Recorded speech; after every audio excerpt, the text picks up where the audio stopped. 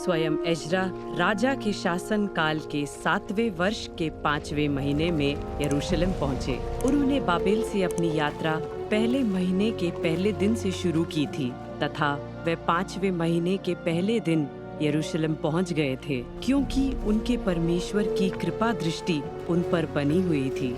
Ezra ने स्वयं को यावे की व्यवस्था के अध्ययन, स्वयं उसका पालन करने तथा इज़राइल राष्ट्र में यावे की विधियों और नियमों की शिक्षा देने के लिए समर्पित कर दिया था।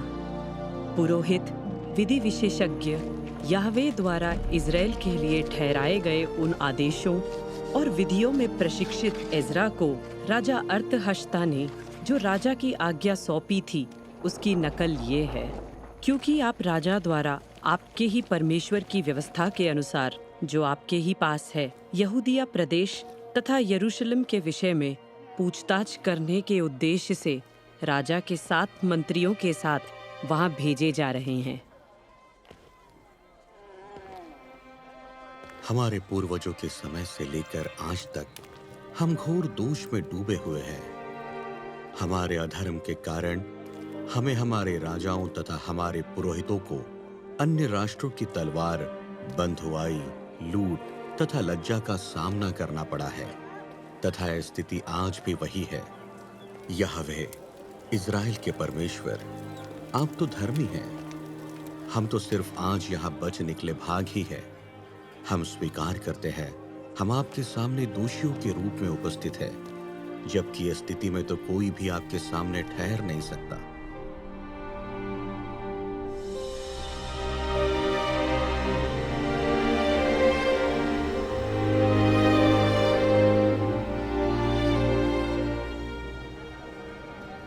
एक बड़ी भीड़ के रूप में पूरा इज़राइल उस चौक में इकट्ठा हो गया जो जल फाटक के सामने है। उन्होंने व्यवस्था के ज्ञानी पुरोहित एजरा से विनती की थी कि वह यावे द्वारा इज़राइल के लिए दी हुई मोशे की व्यवस्था की पुस्तक अपने साथ लाएं। तब एजरा 7वें महीने के पहले दिन उन सभी स्त्री पुरुषों की सभा के सामने वह पुस्तक लेकर आए जो सुनकर समझ सकते थे। एजरा ने पूरी भीड़ के देखते इस पुस्तक को खोला, क्योंकि वह उस ऊंची चौकी पर खड़े हुए थे। जैसे ही उन्होंने पुस्तक खोली, पूरी भीड़ खड़ी हो गई।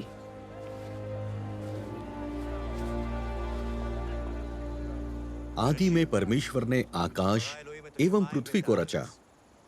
पृथ्वी बिना आकार के तथा खाली थी और पानी के ऊपर अंधकार था तथा परमेश्वर का आत्मा जल के ऊपर मंडरा रहा था। उसके बाद परमेश्वर ने कहा, प्रकाश हो जाए, और प्रकाश हो गया।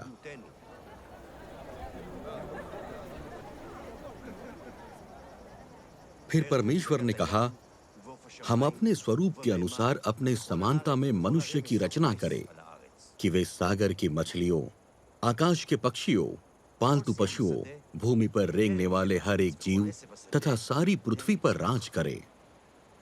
उस समय तक पृथ्वी में कोई हरियाली और कोई पौधा नहीं उगा था, क्योंकि तब तक यावे परमेश्वर ने पृथ्वी पर बारिश नहीं भेजी थी और न खेती करने के लिए कोई मनुष्य था। फिर यावे परमेश्वर ने मिट्टी से मनुष्य को बनाया तथा उसके नाक में जीवन की सांस फूंक दिया। इस प्रकार मनुष्य जीवित प्राणी हो गया। यावे परमेश्वर ने पूर्व दिशा में एदेन नामक स्थान में एक बगीचा बनाया और उस बगीचे में मनुष्य को रखा। यावे परमेश्वर ने सुंदर पेड़ और जिनके फल खाने में अच्छे हैं उगाए।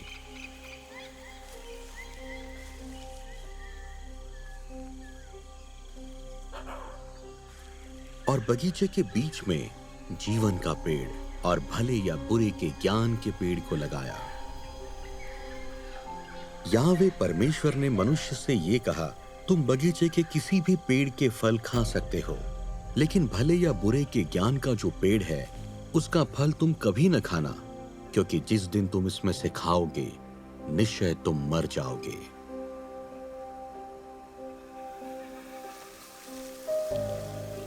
इसके बाद याहवे परमेश्वर ने कहा, आदम का अकेला रहना अच्छा नहीं है, मैं उसके लिए एक साथी बनाऊंगा।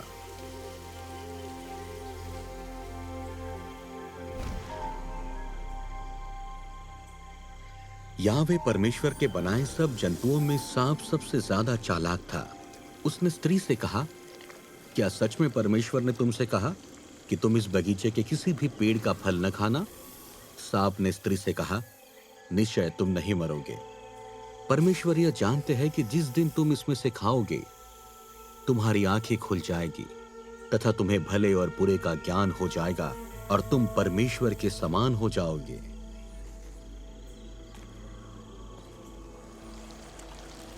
जब स्त्री ने उस पेड़ के फल की ओर देखा कि वह खाने में अच्छा तथा देखने में सुंदर और बुद्धि देने वाला है, तब उसने उस पेड़ के फलों में से एक लेकर खाया।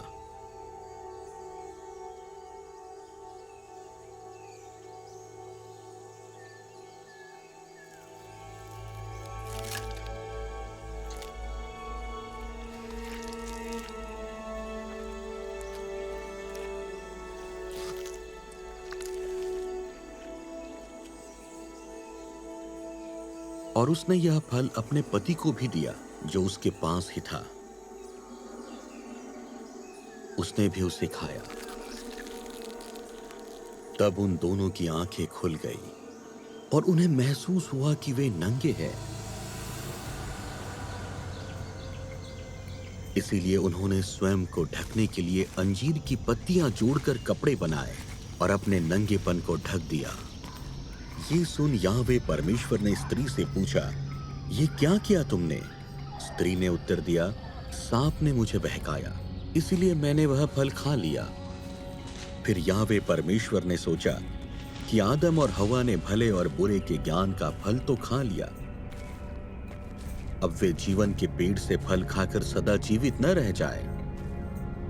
इस कारण याहवे परमेश्वर ने उन्हें एदेन के बगीचे से बाहर कर दिया ताकि वे भूमि पर खेती करें और फल उपजाएं। जब याहवे ने मनुष्य को देखा कि वे हमेशा बुराई ही करते हैं, कि उन्होंने जो भी कुछ सोचा था या कल्पना की थी वह लगातार और पूरी तरह से बुराई थी, तब याहवे पृथ्वी पर आदम को बनाकर पछताए और मन में अति दुखित हुए। और याहवे ने सोचा, मैं पृथ्वी पर से मनुष्य को मिटा दूंगा, हर एक मनुष्य, पशु, रेंगते जंतु तथा आकाश के पक्षी, जिनको बनाकर मैं पछताता हूं,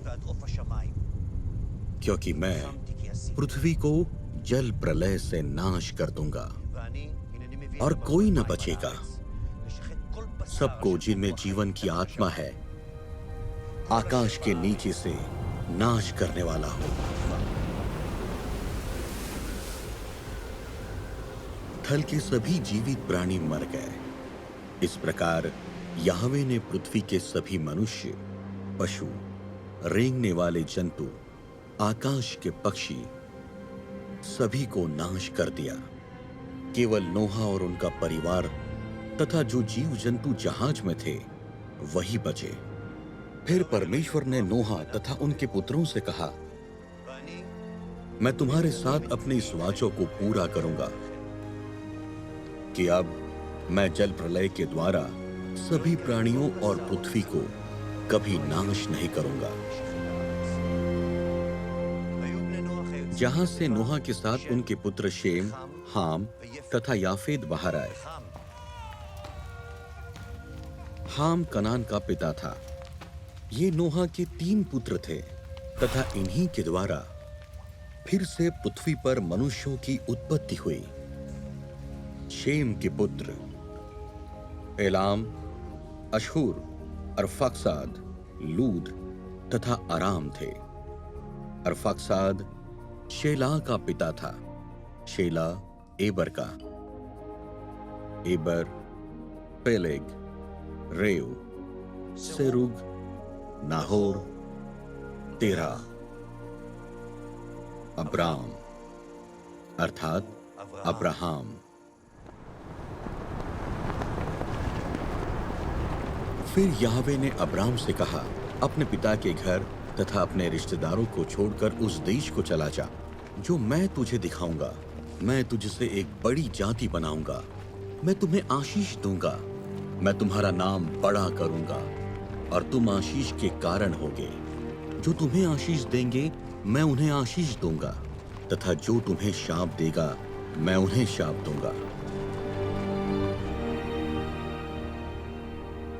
तुमसे ही पृथ्वी के सब लोग आशीषित होंगे। इसीलिए याहवे के आदेश के अनुसार अब्राम चल पड़े। लोत भी उनके साथ गए। जब अब्राम हारान से निकले तब वे 75 वर्ष के थे।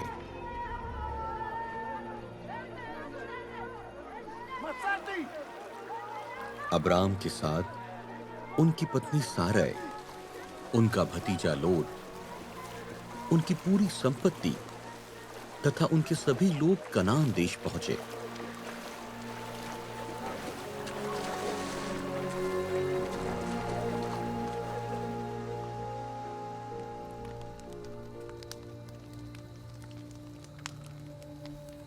इन बातों के बाद अब्राम को एक दर्शन में याहवे का यह संदेश मिला,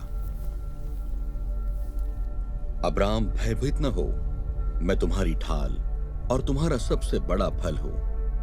अब्राम ने यह भी कहा, आपकी ओर से तो मुझे कोई संतान नहीं मिली, इसलिए मेरे घर में एक सेवक मेरा वारिस होगा। याहवे अब्राम को बाहर ले गए और अब्राम से कहने लगे, आकाश की ओर देखो और तारों की गिनती करो। याहवे ने अब्राम से कहा, ऐसे ही तुम्हारा वंश होगा जिनको कोई गिन नहीं पाएगा। अब्राम ने याहवे पर विश्वास किया। याहवे ने इस बात को उसकी धार्मिकता मानी।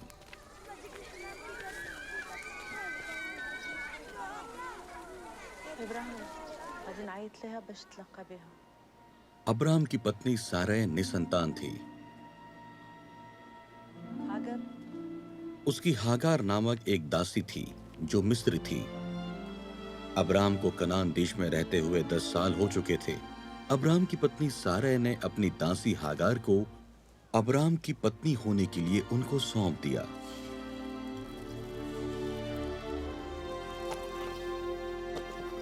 अब्राम ने हागार के साथ शारीरिक संबंध बनाए। इस प्रकार हागार गर्भवती हुई। तब हागार सारै को तुच्छ समझने लगी।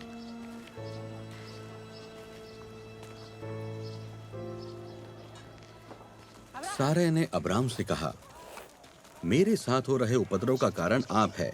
मैंने अपनी दासी को केवल वारिस पाने के लिए आपको सौंपा था, लेकिन हागार गर्भवती होते ही मुझे तुच्छ समझने लगी। अब याहवे ही आपके तथा मेरे बीच न्याय करे। अब्राम ने सारै से कहा, सुनो, तुम्हारी दासी पर तुम्हारा ही अधिकार है, तुम जैसा चाहो उसके साथ करो। तब सारै हागार को तंग करने लगी।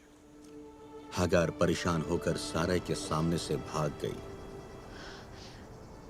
जब याहवे के स्वर्गदूत ने उसे जंगल में एक सोते के पास देखा जो शूर के मार्ग पर था,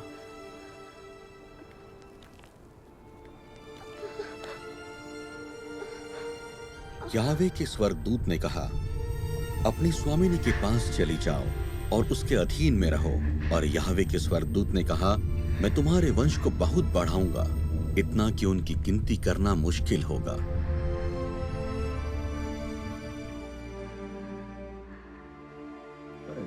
अब्राम से हागार का एक बेटा हुआ तथा अब्राम ने अपने इस बेटे का नाम इश्माएल रखा।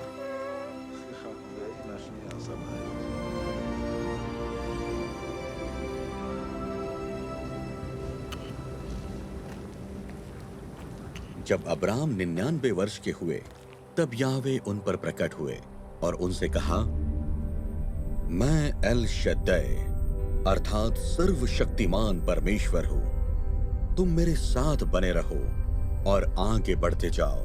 अब से तुम्हारा नाम अब्राम न रहेगा पर अब्राहम होगा, क्योंकि मैंने तुम्हें अनेक जातियों का कुल पिता बनाया है। मैं तेरे और आने वाले तेरे वंश के साथ पीढ़ी पीढ़ी की यह वाचा बांधूंगा कि मैं तुम्हारा और तुम्हारे बाद तुम्हारे वंश का परमेश्वर रहूंगा।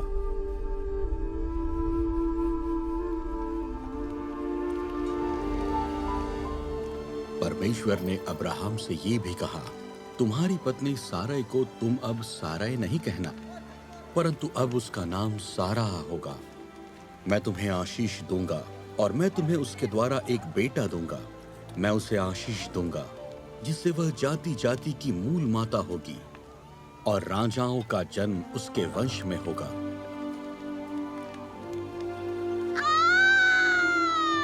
सारा गर्भवती हुई और उसने अब्राहम के बुढ़ापे में परमेश्वर के नियुक्त किए गए समय में एक बेटे को जन्म दिया।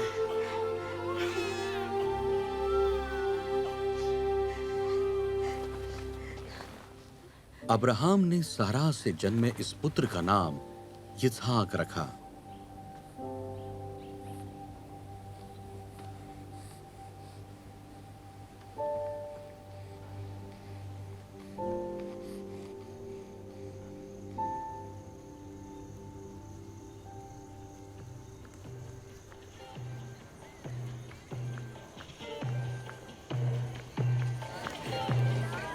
सारा का बेटा बड़ा होता गया और उसका दूध छुड़ाया गया, और जिस दिन इसहाक का दूध छुड़ाया गया उस दिन अब्राहम ने एक बड़ा भोज दिया। पर सारा ने देखा कि मिस्री हागार का बेटा जो अब्राहम से जन्मा था उपहास कर रहा है। तो सारा ने अब्राहम से कहा, इस दासी तथा इसके पुत्र को यहाँ से निकाल दो, क्योंकि इस दासी का पुत्र मेरे पुत्र इसहाक के साथ वारिस कभी नहीं हो सकता। इस बात ने अब्राहम को बहुत दुखित कर दिया, किंतु परमेश्वर ने अब्राहम से कहा, उस लड़के और दासी के बारे में सोचकर परेशान मत हो। जो कुछ सारा तुमसे कहे उसे सुन लो,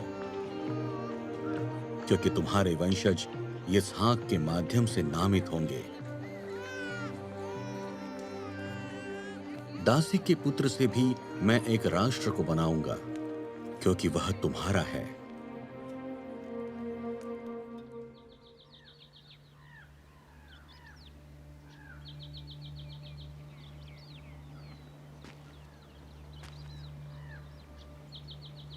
तब अब्राहम ने जल्दी उठकर खाना और पानी देकर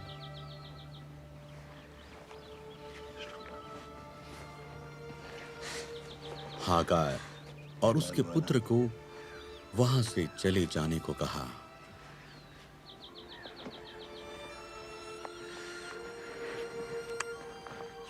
इश्माएल हागार वहां से निकल गई और बेयर शिवा के सुनसान रास्ते में भटकती रही।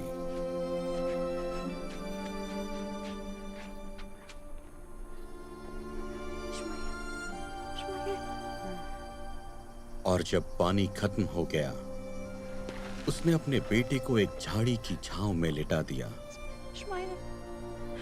वह स्वयं लगभग 100 मीटर दूर जाकर बैठ गई, क्योंकि वह अपने बेटे का रोना और उसकी परेशानी नहीं देख पा रही थी। और वहां बैठते ही वह फूट फूट कर रोने लगी।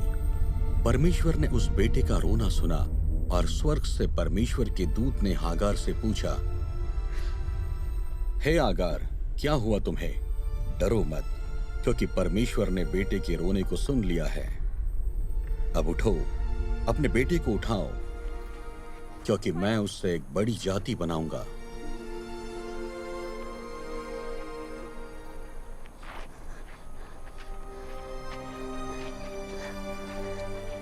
ये कहते हुए परमेश्वर ने हागार को एक कुआं दिखाया।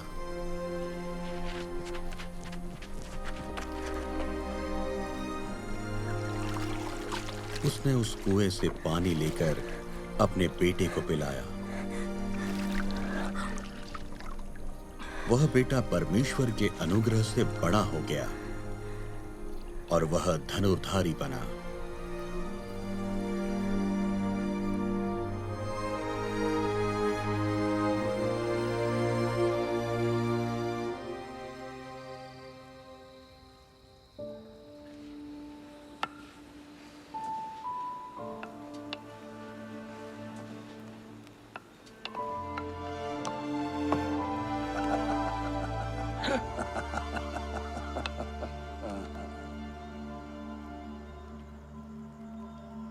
कुछ समय के बाद परमेश्वर ने अब्राहम की परीक्षा ली।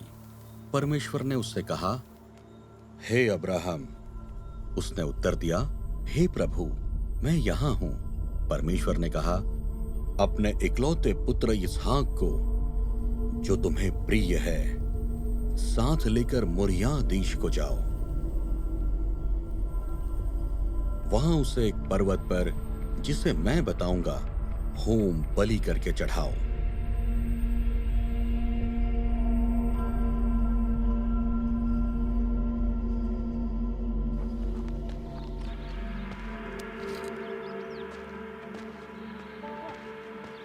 अगले दिन अब्राहम ने सुबह जल्दी उठकर अपने गधे पर काठी कसी। उन्होंने अपने साथ 2 सेवकों तथा अपने पुत्र इसहाक को लिया।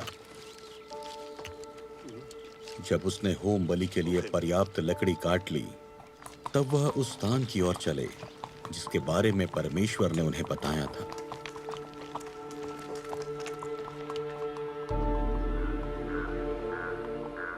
तीसरे दिन अब्राहम ने दूर से उस जगह को देखा।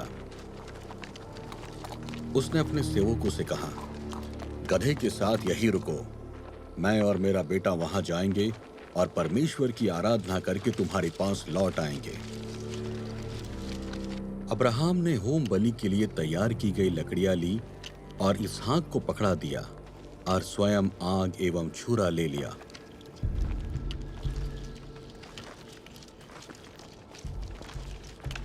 जब दोनों आगे जा रहे थे, तब इसहाक ने अपने पिता अब्राहम से पूछा, पिताजी? अब्राहम ने उत्तर दिया, हाँ बेटा। आग और लकड़ी तो यहां है, पर होम बलि के लिए मेमना कहाँ है? अब्राहम ने जवाब दिया, हे मेरे पुत्र, परमेश्वर खुद होम बलि के लिए मेमने का इंतजाम करेंगे। और वे दोनों एक साथ आगे बढ़ गए।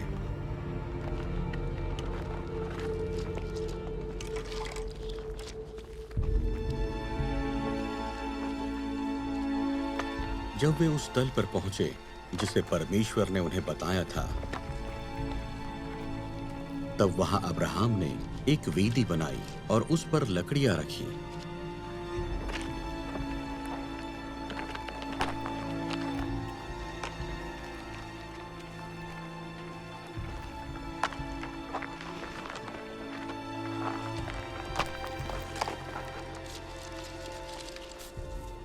उसने अपने पुत्र इसहाक को बांधकर उसे उन लकड़ियों के ऊपर वेदी पर लिटा दिया।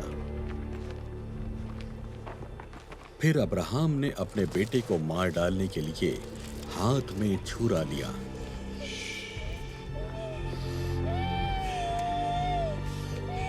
पर स्वर्ग से याहवे के स्वर्गदूत ने उसे पुकार कर कहा, हे अब्राहम, हे अब्राहम। अब्राहम ने कहा, हे प्रभु, मैं यहां हूं। याहवे ने कहा, उस लड़के पर हाथ मत उठा।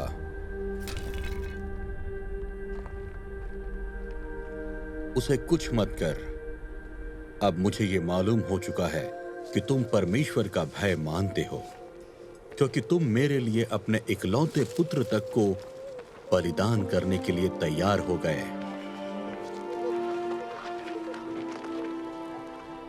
उसी समय अब्राहम को झाड़ी में एक मेढ़ा दिखा, जिसका सींग झाड़ी में फंसा हुआ था।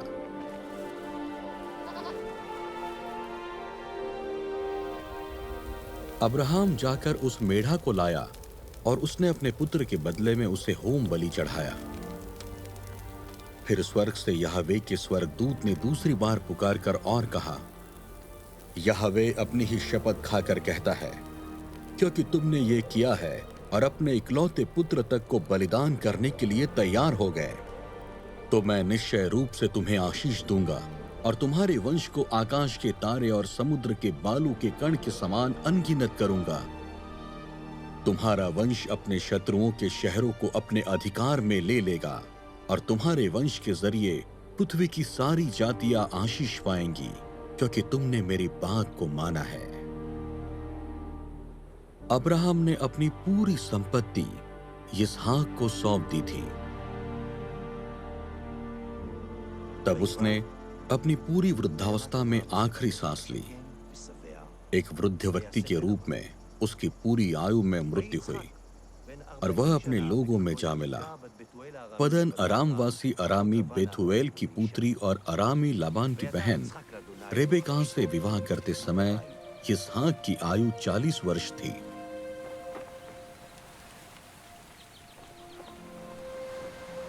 इसहाक ने अपनी पत्नी की ओर से याहवे से प्रार्थना की क्योंकि वह बांझ थी।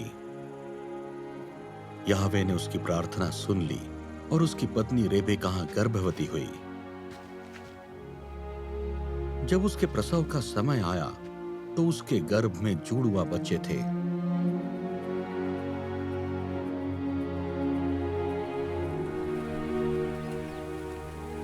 दोनों बच्चे बड़े होते गए और एसाव खुले मैदान का एक कुशल शिकारी बन गया, जबकि याकूब घर में तंबुओं के बीच रहकर संतुष्ट रहता था। और कहा, तुम्हारा नाम याकूब है, अब से तुम्हारा नाम इज़राइल होगा। इस प्रकार परमेश्वर ने उन्हें इज़राइल नाम दे दिया।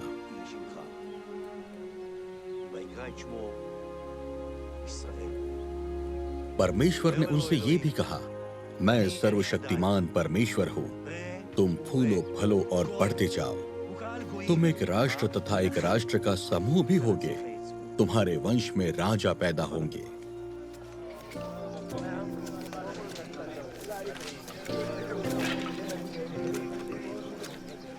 इज़राइल अपने सभी बच्चों से ज्यादा योसेफ को प्यार करते थे क्योंकि वह उनके बुढ़ापे की संतान थी।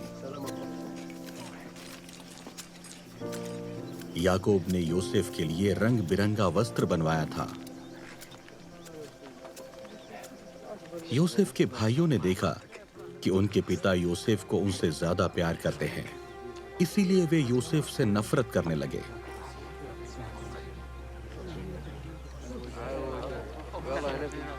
योसेफ ने एक स्वप्न देखा था जिसको उसने अपने भाइयों को बताया। योसेफ के भाई योसेफ से ज्यादा नफरत करने लगे। योसेफ ने स्वप्न के बारे में अपने भाइयों से बोला कि कृपया मेरा स्वप्न सुनिए।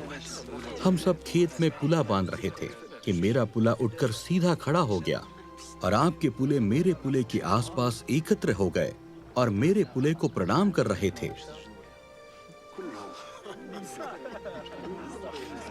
यह सुन उनके भाई कह उठे, तो क्या तुम हम पर अधिकार करने का विचार कर रहे हो? क्या तुम सच में हम पर अधिकार कर लोगे? इसके बाद वे योसेफ से और ज्यादा नफरत करने लगे। तब योसेफ ने दूसरा सपना देखा। योसेफ ने कहा, मैंने दूसरा सपना देखा है।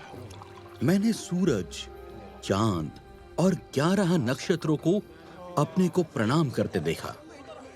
योसेफ के भाई उससे लगातार ईर्ष्या करते रहे, किंतु योसेफ के पिता ने इन सभी बातों के बारे में बहुत गहराई से विचार किया और अपने मन में रखा।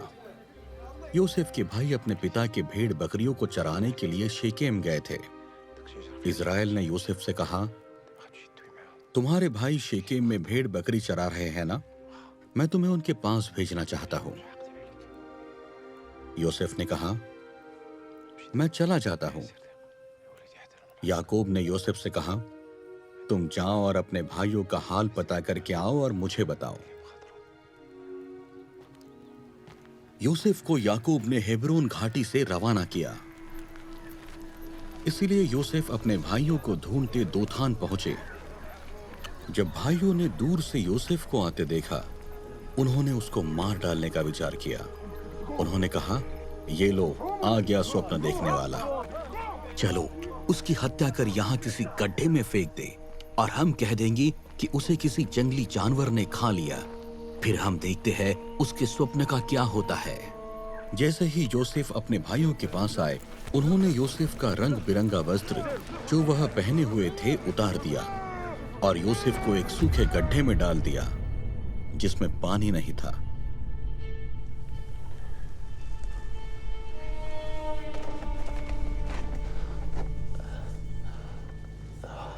यह करके वे भोजन करने बैठे। तभी उन्होंने देखा कि गिलआद की ओर से इश्माएलियों का एक समूह आ रहा था। उनके ओंठों पर सुगंध गोंद, बलसान तथा गंधरस लदे हुए थे। ये सब वे मिस्र ले जा रहे थे। यहूदा ने अपने भाइयों से कहा, अपने भाई की हत्या कर उसे छुपाने से हमें कुछ नहीं मिलेगा। हम इसे इन इश्माइलियों को बेच दें, हम उसकी हत्या न करें। अंततः वह हमारा भाई ही है, हमारा अपना खून। भाइयों को ये बात ठीक लगी। उसी समय कुछ मिदियानी व्यापारी भी वहां से निकले। तब उन्होंने उनकी सहायता से योसेफ को गड्ढे से ऊपर खींच निकाला और उसे इश्माइलियों को 20 चांदी के सिक्कों में बेच दिया और वे उसको मिस्र में ले गए।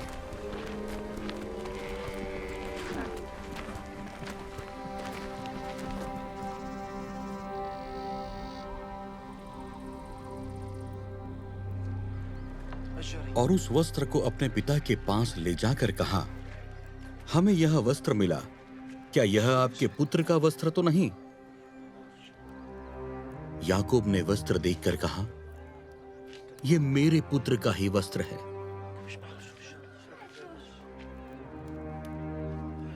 किसी जंगली पशु ने उसे खा लिया है।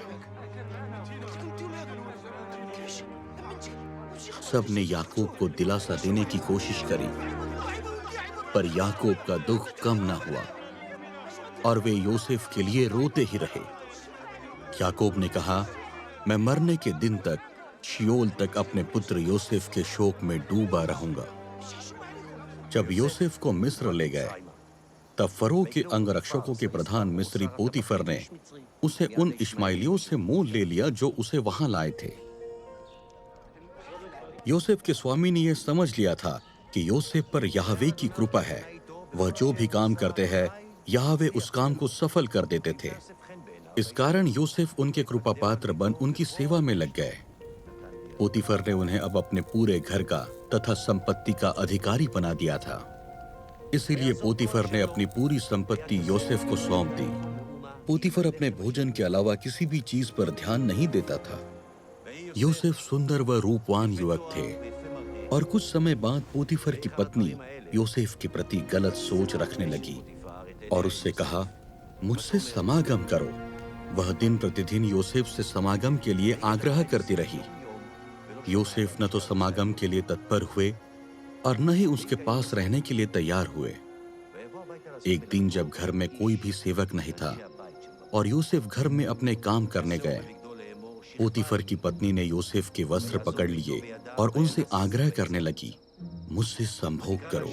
योसेफ अपना वस्त्र उसी के हाथ में छोड़कर भागकर बाहर आ गए। उसने सब सेवकों को बुलाया और कहा, ये देखो, मेरे पति ने इस इब्री को हमारी देखभाल के लिए रखा है, लेकिन वह मुझे दूषित करने मेरे पास आया। तब मैं चिल्ला पड़ी।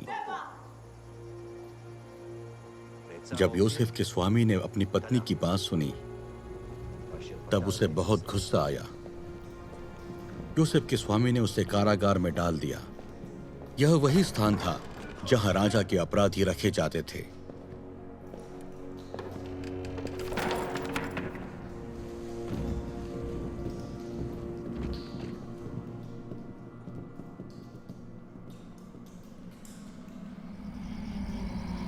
पूरे 2 साल बाद फरो ने एक स्वप्न देखा।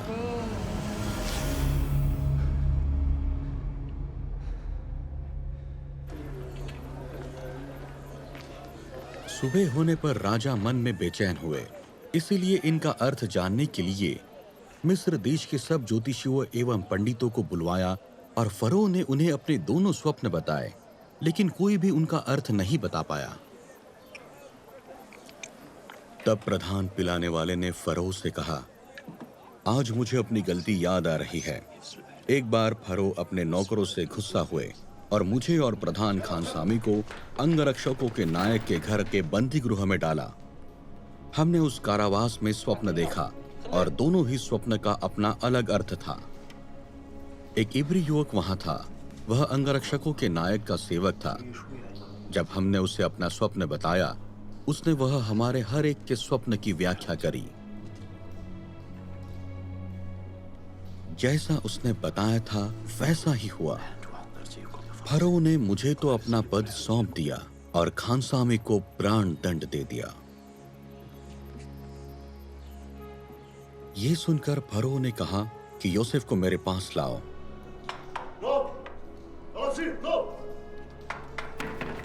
उन्होंने जल्दी यूसुफ को कारागार से बाहर निकाला और उसके बाल काटकर उसके कपड़े बदलकर फरो के पास लेकर आए। फरो ने यूसुफ से कहा, मैंने एक स्वप्न देखा है, उसका अर्थ कोई नहीं बता पा रहे हैं, लेकिन मैंने तुम्हारे बारे में सुना है कि तुम स्वप्न का अर्थ बता सकते हो। तब फरो ने कहा, मैंने स्वप्न में देखा कि मैं नील नदी के किनारे खड़ा हूं। वहां मैंने 7 मोटी एवं सुंदर गायों को नील नदी से निकलते देखा और वे घास चर रही थी। तभी मैंने देखा कि 7 और गायें निकली जो दुबली और कुरूप थी। ऐसी कुरूप गायें मैंने मिस्र देश में कभी नहीं देखी। मैंने एक और स्वप्न देखा कि एक ही तने में 7 मोटी एवं अच्छी बालें होगी। तभी मैंने देखा कि कमजोर और मुरझाई बालें होगी तथा कमजोर बालों ने उन मोटी बालों को निगल लिया। मैंने अपने ज्योतिषियों से यह स्वप्न बताए, लेकिन अर्थ कोई नहीं बता पाया।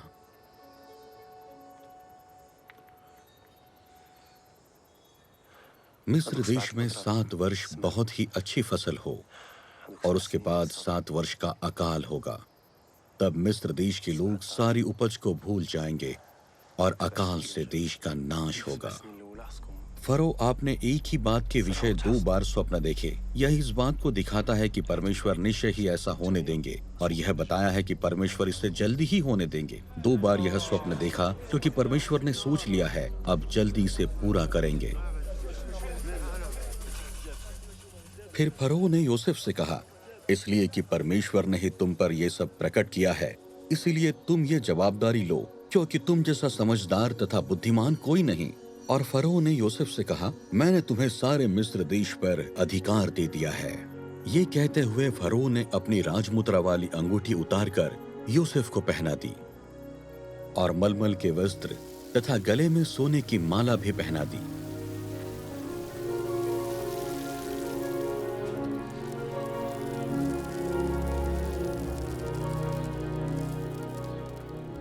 पहले 7 वर्षों में बहुत उपज हुई। इस तरह यूसुफ ने इतना अन्न जमा कर लिया और यूसुफ ने उसको गिनना ही छोड़ दिया, क्योंकि उपज असंख्य हो चुकी थी। जब मिस्र देश में फसल के वे 7 वर्ष खत्म हुए, तब अकाल के 7 वर्षों की शुरुआत हुई। जैसा यूसुफ ने कहा था, सभी देश में अकाल था, किंतु मिस्र देश में अन्न की कोई कमी न थी। जब मिस्र देश में भोजन की कमी होने लगी, तब लोग फरो से भोजन मांगने लगे। फरो ने मिस्र की प्रजा से कहा, तुम यूसुफ के पास जाओ, वह जो कुछ कहे वही करना। पृथ्वी के अलग अलग देश से लोग यूसुफ से अन्न खरीदने आने लगे, क्योंकि सारी पृथ्वी पर अकाल भयंकर हो चुका था। इसीलिए इज़राइल के पुत्र अन्न खरीदने मिस्र पहुंचे, क्योंकि कनान देश में भी अकाल था। यूसुफ अपने भाइयों को देखते ही पहचान गए, लेकिन अनजान बनकर वह अपने भाइयों से कठोरता से बात कर रहे थे। यूसुफ ने उनसे पूछा, तुम लोग कहां से आए हो? उन्होंने कहा, कनान देश से अन्न खरीदने के लिए आए हैं। यूसुफ ने तो अपने भाइयों को पहचान लिया था, किंतु भाइयों ने उन्हें नहीं पहचाना था। तब यूसुफ को अपने स्वप्न याद आए जो उन्होंने उनके विषय में देखे थे। उन्होंने अपने भाइयों से कहा, तुम लोग भेदिए हो और तुम यहाँ हमारे देश की दुर्दशा देखने आए हो। उन्होंने कहा, नहीं अधिपति महोदय, आपके ये सेवक अन्न खरीदने यहाँ आए हैं। हम सभी एक ही पिता की संतान हैं। हम सीधे और सच्चे लोग हैं, कोई जासूस नहीं।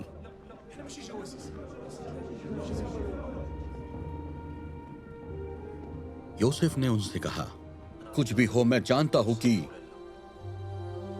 तुम लोग जासूस ही हो।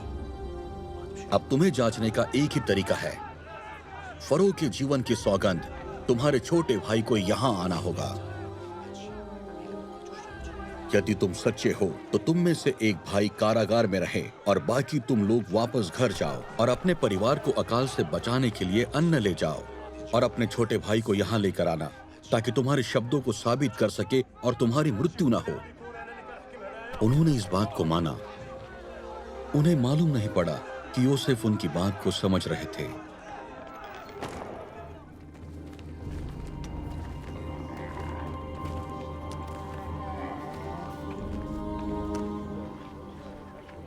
जब रास्ते में गधे को चारा देने के उद्देश्य से बोरा खोला, उसे उसमें वही रुपया दिखा जो उन्हें दिए थे। या उसने अपने भाइयों को बताया कि मैंने जो रुपया दिया था वह मेरे बोरे में मिला है।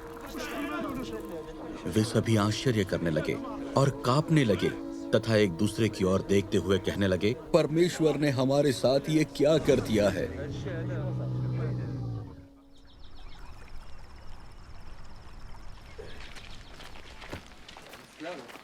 जब वे कनान देश में अपने पिता याकूब के पास पहुंचे, उन्होंने अपने पिता को पूरी बात बताई और कहा कि उस देश का अधिपति हमसे कठोर होकर बात कर रहा था। उसने हमें अपने देश का जासूस समझा। ये सुनकर उनके पिता इज़राइल ने उनसे कहा, अगर यही बात है तो ठीक है, यही करो। लेकिन आप लोग अपने अपने बोरों में उस व्यक्ति के लिए उपहार स्वरूप बलसान, मधु, गोद, गंधरस, पिस्ता तथा बादाम ले जाओ।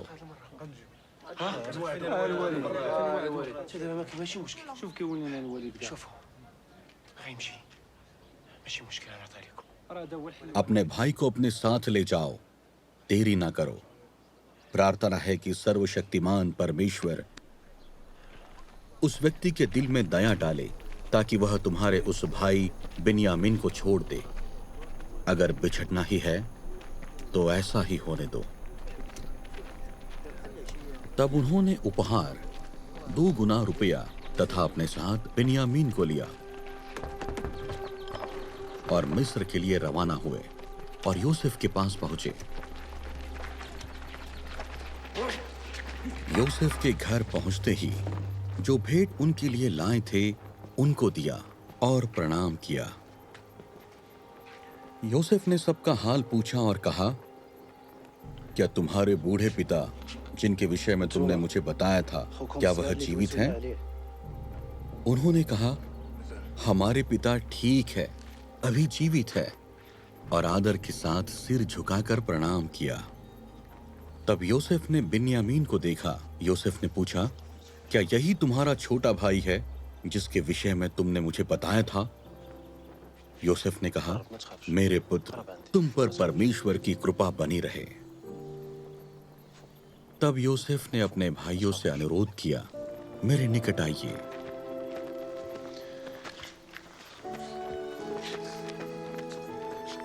वे उनके निकट गए। तब यूसुफ ने उनसे कहा, मैं आपका भाई यूसुफ हूं, जिसे आप लोगों ने मिस्र के हाथों बेच दिया था।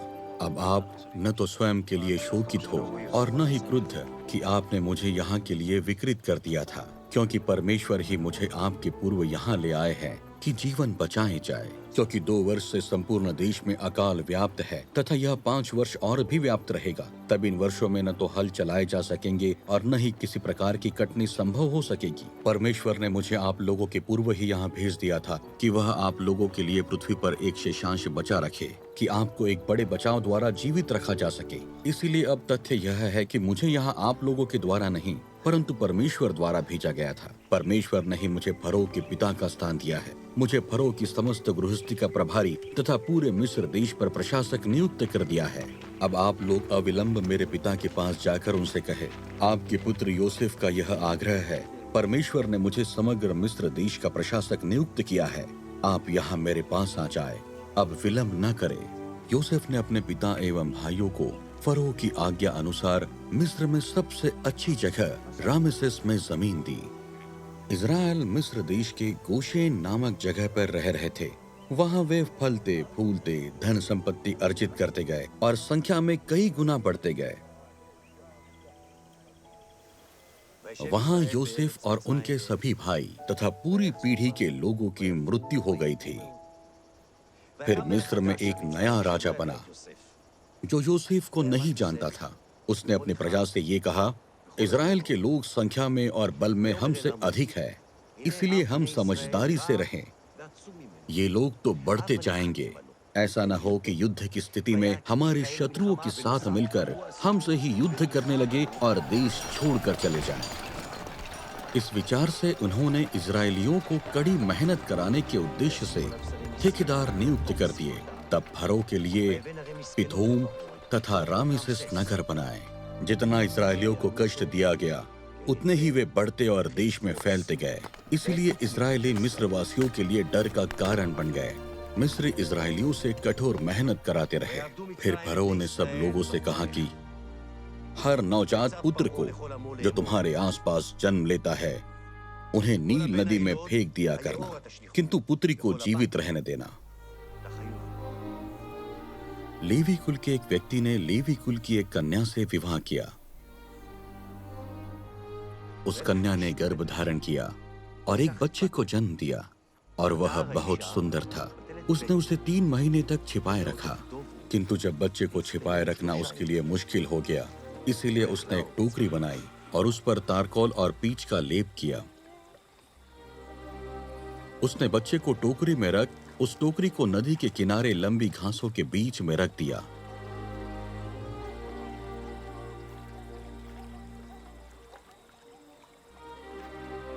उस बच्चे की बहन बच्चे के साथ क्या होगा देखने के लिए दूर खड़ी हुई थी। फरो की पुत्री नील नदी में स्नान करने आई और उसकी दासियां नदी के किनारे चल रही थी, इसीलिए उसकी नजर उस टोकरी पर पड़ी।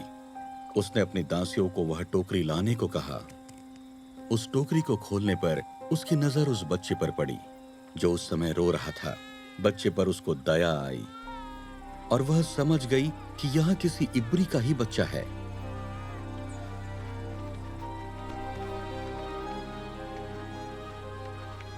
उस बच्चे की बहन ने फरो की पुत्री से पूछा, क्या मैं जाकर इसके लिए इब्री धायों में से किसी को ले आऊं जो इसे दूध पिला सके? फरो की पुत्री ने उससे कहा, जाओ। तब वह लड़की जाकर बच्चे की मां को ही बुला लाई। फरो की पुत्री ने उससे कहा, इस बच्चे को ले जाओ और इसका पालन पोषण करो, इसके लिए मैं तुम्हें मजदूरी दूंगी। तब वह स्त्री उस बच्चे को ले गई और उसका पालन पोषण किया। जब बच्चा बड़ा हो गया, तब वह बच्चे को फरो की पुत्री के पास ले गई और फरो की पुत्री ने उसे अपना पुत्र मान लिया। उसने उसका नाम मोशे रखा। उसका मतलब था कि मैंने उसे जल में से पाया है। जब मोशे जवान हुए, तब वह अपने लोगों से मिलने उनके पास गए तो देखा कि वे कड़ी मेहनत कर रहे थे। उसी समय उन्होंने देखा कि एक मिस्री किसी इब्री को मार रहा था। इसीलिए मोशे ने उस मिस्री को मार दिया और उसे रेत में छिपा दिया।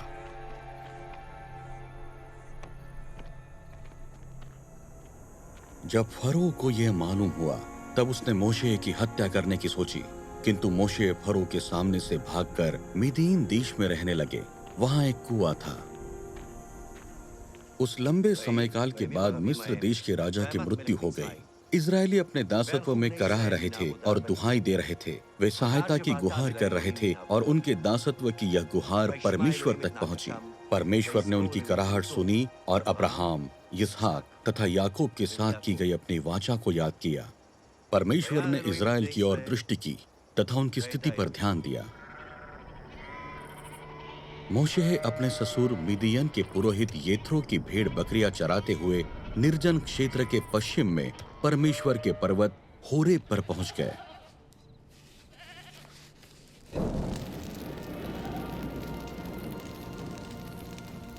वहां उन झाड़ियों के बीच में से आग की लौ में याहवे के स्वर्गदूत ने उनको दर्शन दिया। उन्होंने देखा कि झाड़ी जल रही थी पर भस्म नहीं होती।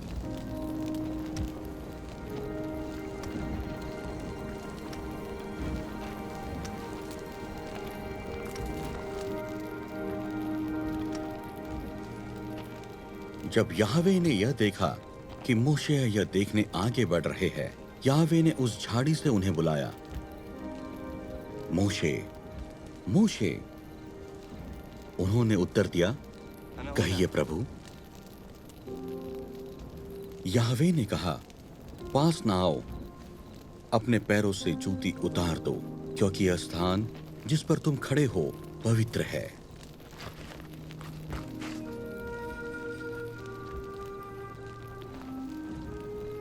याहवे ने यह कहा, मैं ही तुम्हारे पूर्वजों के पिता अर्थात अब्राहम का, इसहाक तथा याकूब का परमेश्वर हूं।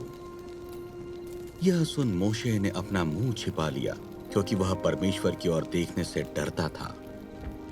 याहवे परमेश्वर ने मोशे से कहा, मिस्र देश में मेरे लोगों की हालत मैंने देखी है। उनके कष्टकर मेहनत कराने वालों के कारण उनका रोना मैंने सुना है और उनके कष्ट को जानता हूं। इसीलिए अब मैं तुम्हें फरो के पास भेजूंगा कि तुम मेरी प्रजा इस्राएलियों को मिस्र देश से निकाल लाओ। किंतु मोशे ने परमेश्वर से कहा, मैं कौन हूं जो फरो के पास जाऊं और इस्राएलियों को मिस्र देश से निकालूं? यह सुन मोशे ने परमेश्वर को उत्तर दिया, यदि मैं इस्राएलियों के पास जाकर उनसे कहूं, तुम्हारे ही पूर्वजों के परमेश्वर ने मुझे तुम्हारे पास भेजा है, और वह मुझसे पूछे क्या है उस परमेश्वर का नाम, तो मैं उन्हें क्या नाम बताऊंगा? परमेश्वर ने मोशे को उत्तर दिया, मैं वही हूं जो मैं हूं। परमेश्वर ने आगे यह कहा, तुम्हें इस्राएलियों से ये कहना होगा, जिसका नाम मैं हूं है, उन्हीं ने मुझे भेजा है। यह सुन मोशे ने पूछा, क्या होगा जब वे मेरी बात का न विश्वास करे और न माने और कहे, यह असंभव है कि याहवे तुम पर प्रकट हुए हो? याहवे ने उन्हें उत्तर दिया, तुम्हारे हाथ में क्या है? मोशे ने उत्तर दिया, एक लाठी। याहवे ने कहा, उसे भूमि पर डाल दो। तब मोशे ने उसे भूमि पर डाल दिया, वह लाठी सांप बन गई। मोशे डरकर दूर चले गए। याहवे ने मोशे से कहा, अपना हाथ बढ़ाकर उसकी पूंछ पकड़ लो। तब मोशे ने अपना हाथ बढ़ाकर उसे पकड़ लिया और वह उनके हाथ में आते ही लाठी बन गई। याहवे ने कहा, यह देखकर वे विश्वास करेंगे कि तुम्हारे पूर्वजों के परमेश्वर अब्राहम, इसहाक तथा याकूब के परमेश्वर ही तुम पर प्रकट हुए हैं। तब मोशे ने याहवे से कहा, याहवे परमेश्वर मुझे माफ करे, मैं अच्छी तरह से बोल नहीं सकता हूँ, पहले भी नहीं बोल सकता था, और न जब से आपने अपने दास से बात करी थी, मेरी जुबान तुतली और धीमी है। मोशे ने मना किया और कहा, प्रभु अपने दास को माफ कर दे, कृपया आप किसी दूसरे को भेज दीजिए। याहवे मोशे से नाराज हुए। उन्होंने मोशे से कहा, तुम्हारा भाई अहरोन जो लेवी है, वह तुमसे मिलने यही आ रहा है, तुम्हें देखकर वह खुश हो जाएगा। वे तुम्हारी ओर से लोगों से बात करेगा, वह तुम अहरोन के प्रभु समान होगे।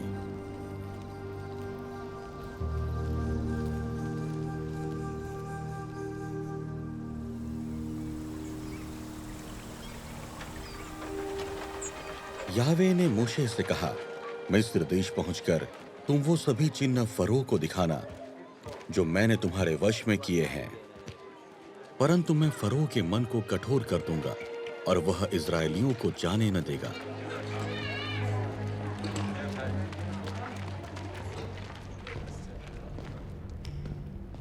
इसके बाद मोशे तथा अहरोन गए व फरो से कहा, याहवे जो इस्राएल के परमेश्वर हैं, उनका कहना है,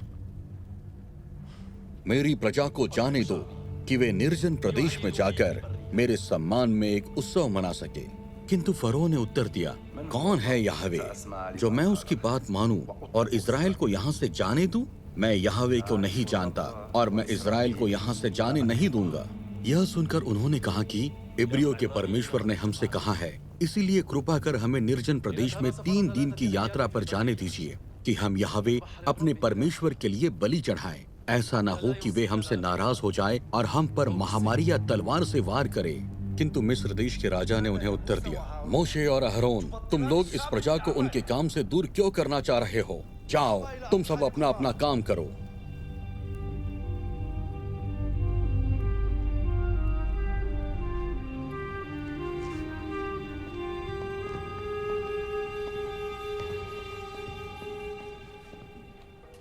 उसी दिन फरो ने अपने दासों के निरीक्षकों और अधिकारियों से कहा कि इनके काम और बढ़ा दो और उन्हें ज्यादा व्यस्त कर दो, ताकि उनका ध्यान कहीं और न जाए। तब मोशे याहवे के पास गए और उनसे विनती की, आपने अपने लोगों को परेशानी में डालने के लिए मुझे क्यों चुना है? जब मैंने फरो से याहवे के बारे में बात की, तब से फरो ने इजरायलियों को परेशान करना शुरू किया। इस स्थिति में आपने अपने लोगों को नहीं बचाया।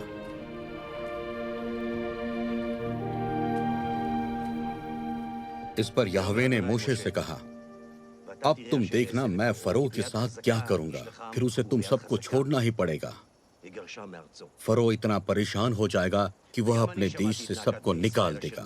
परमेश्वर ने इजरायलियों के रोने को सुना है, क्योंकि मिस्रियों ने उन्हें बंदी बना रखा है, और मुझे मेरा वायदा जो इजरायलियों से किया था याद है। लेकिन मैं फरो के मन को कठोर बना दूंगा, ताकि मैं मिस्र देश में और ज्यादा चिन्ह और अद्भुत काम कर सकूं। फिर भी फरो उन सब बातों पर ध्यान नहीं देगा।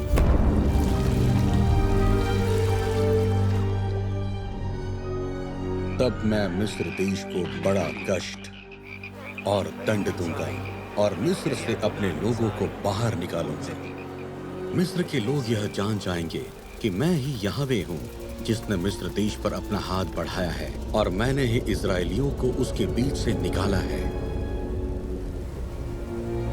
याहवे ने मोशे से कहा, फरो तथा मिस्र पर मैं एक और कष्ट भेजूंगा, इसके बाद वह तुम्हें यहां से जाने देगा और वह जरूर तुम्हें यहां से निकालेगा। सब इजरायलियों को बता दो कि इस महीने की 10 तारीख को अपने अपने परिवार के लिए एक एक मेमना चुनकर अलग कर ले। वे जिस घर में मेमने को खाएंगे, उस घर के दरवाजे के दोनों तरफ और दरवाजे के माथे पर मेमने का खून लगाए। जरूरी है कि इस मेमने का मांस उसी रात को आग में भूनकर बिना खमीर की रोटी और कड़वी सब्जी के साथ खाए। इसको खाते समय कमर पर कमरबंद बांधे, पांव में जूते पहनकर, हाथ में अपनी लाठी लेकर जल्दी से खाना। यही याहवे का पर्व होगा, क्योंकि उस रात मैं मिस्र देश में से होकर निकलूंगा और मिस्र देश के सभी पहली संतान, चाहे मनुष्य का हो या पशु का, सबको मार दूंगा। मैं ही याहवे हूं, और मैं मिस्र देश के सब देवताओं का भी नाश करूंगा। जिस घर के दरवाजे पर मेमने के रक्त का निशान होगा, उस घर को मैं छोड़ दूंगा, किंतु मिस्र का नाश होगा। लगभग आधी रात को याहवे ने मिस्र देश में सभी पहिलौठों को मार दिया, फरो से लेकर तथा जो बंदी गृह में थे, और पशुओं के भी पहलौठा को मार दिया। रात में फरो उसके सेवक जाग उठे, क्योंकि पूरे मिस्र देश में रोने का शब्द सुनाई दे रहा था। कोई भी ऐसा परिवार न था जहां किसी की मृत्यु न हुई हो।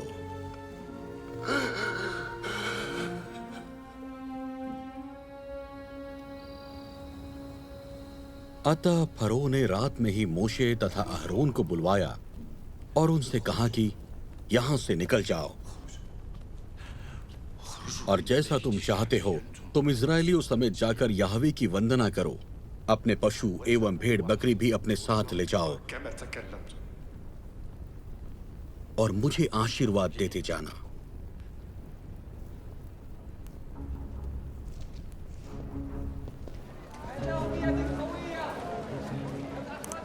मिस्र देश में इजरायली 430 वर्ष तक रहे। जिस दिन 430 वर्ष पूरे हुए, उसी दिन याहवे की सारी सेना मिस्र देश से निकल गए। मोशे ने लोगों से कहा, यह दिन याद रखना जब तुम मिस्र से निकले थे, जब तुम गुलाम में थे, तब यहोवा ने ही अपने सामर्थी हाथों द्वारा उस जगह से तुम्हें बाहर निकाला। इस कारण खमीर वाली कोई भी चीज न रखना। जब फरो ने प्रजा को वहां से जाने को कहा, तब परमेश्वर उन्हें फिलिस्तीनियों के देश में से होकर नहीं ले गए। यह रास्ता बहुत छोटा था, लेकिन परमेश्वर का कहना था कि लड़ाई देखकर लोग मिस्र देश वापस चले न जाए। परमेश्वर उन्हें घुमाकर रेगिस्तानी रास्ते से लाल सागर की ओर ले गए, ताकि मिस्र देश से निकलकर इस्राएली युद्ध के लिए तैयार होकर आगे बढ़े। यहोवा उन्हें मार्ग दिखाकर उनके आगे आगे चले। दिन में बादल तथा रात में आग की रोशनी देकर उनको चलाया, ताकि वे दिन में तथा रात में भी आराम से चल सके।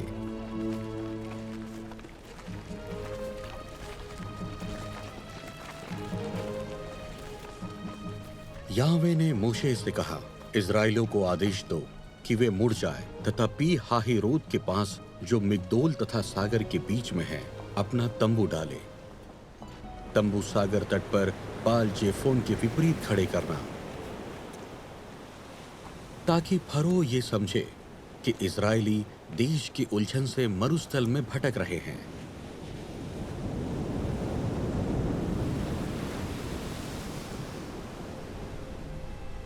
जब मिस्र के राजा को यह मालूम पड़ा कि वे लोग भाग गए हैं, तब फरो तथा उसके सेवकों का मन बदल गया।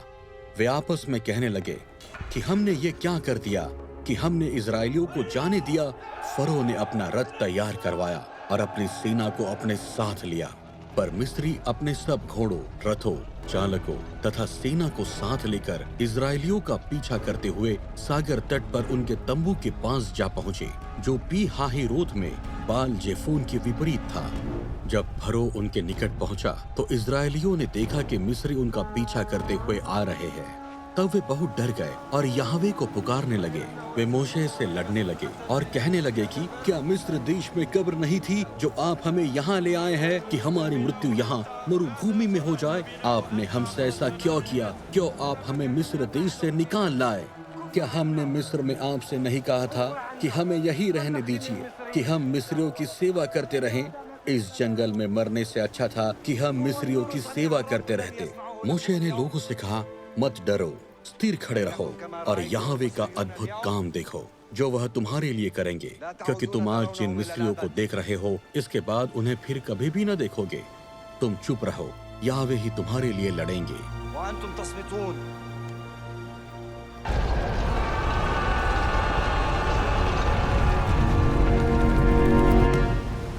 तब यहोवा ने मोशे से कहा, क्यों मेरी दोहाई दे रहे हो?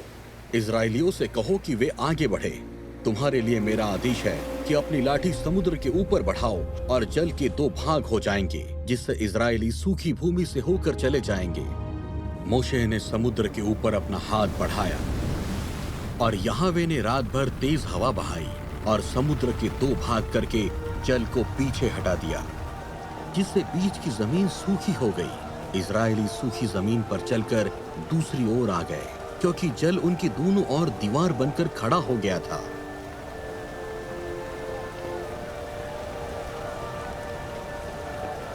तब मिस्रियों ने इस्राएलियों का पीछा किया और फरो के सभी घोड़े, उसके रथ तथा उनके चालक उनका पीछा करते हुए समुद्र के बीच आ गए।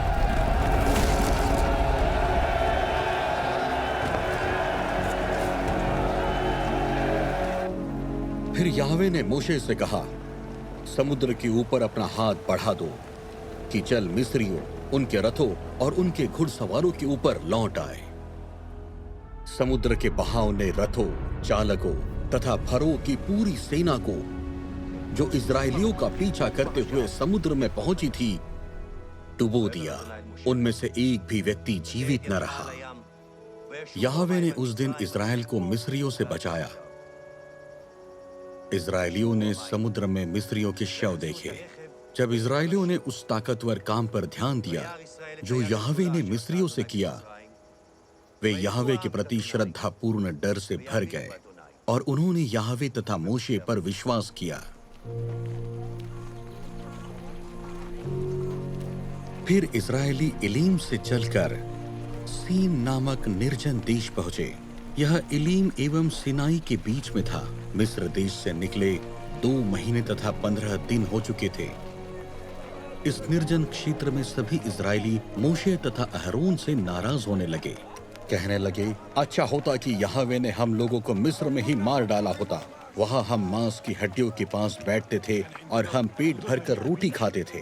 आप तो हमें इस निर्जन देश में इसलिए ले आए हैं कि हम सारे लोग भूख से मर जाए। मूशे एवं अहरोन ने सब इजरायलियों से कहा कि शाम को तुम समझ जाओगे कि यहोवा ने ही तुम्हें मिस्र देश से निकाला है। सुबह तुम्हें यहोवा का तेज दिखाई देगा, क्योंकि यहोवा ने तुम्हारा बड़बड़ाना सुन लिया है। हम कौन है जो तुम इतना गुस्सा दिखा रहे हो? मूशे ने कहा, अब यहोवा तुम्हें शाम को मांस और सुबह रोटी देंगे, क्योंकि यहोवा ने उनके विरुद्ध तुम्हारा बड़बड़ाना सुन लिया है। हम कौन होते हैं? तुम्हारा गुस्सा हम पर नहीं परंतु यहोवा पर होता है।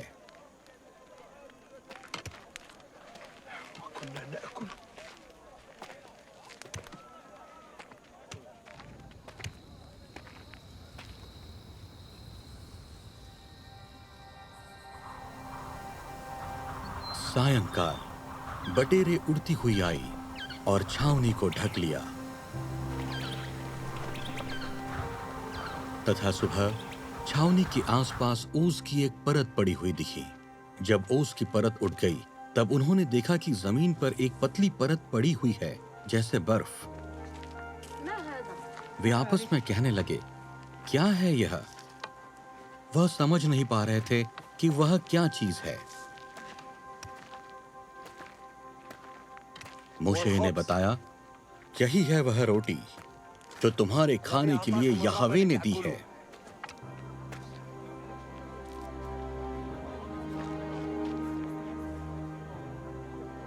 और यहोवा की आज्ञा है कि हर व्यक्ति जितना खा सके उतना ही ले।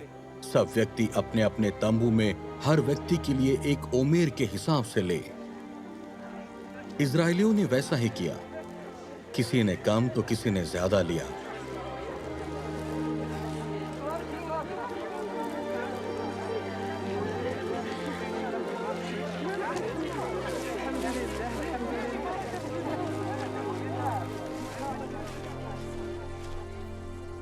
फिर इजराइल के सभी लोग सीन के निर्जन देश से निकले और एक स्थान से दूसरे स्थान पर कई चरणों में यात्रा करते गए, जैसा यहोवा ने आज्ञा दी थी। उन्होंने रेफिदीम में तंबू डाले। यहाँ उनको पीने के लिए पानी नहीं मिला। फिर वे मूशे से लड़ने लगे कि हमें पीने के लिए पानी दे। मूशे ने उनसे कहा, क्यों मुझसे लड़कर यहोवा की परीक्षा करते हो? लेकिन लोग बहुत प्यासे थे और वे मूशे से कहते रहे कि आप हमें मिस्र देश से क्यों लाए हैं? क्या हमारे बच्चे और हमारे पशु प्यास से मर जाए?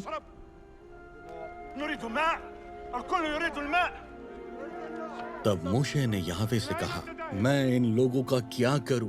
कुछ देर में तो ये मेरे ऊपर पथराव ही कर डालेंगे। तब यहोवा ने मूशे से कहा, अपने साथ इस्राएल के कुछ लोगों को साथ ले लो और उसी लाठी को जिसे नील नदी पर मारा था लेकर आगे बढ़ो।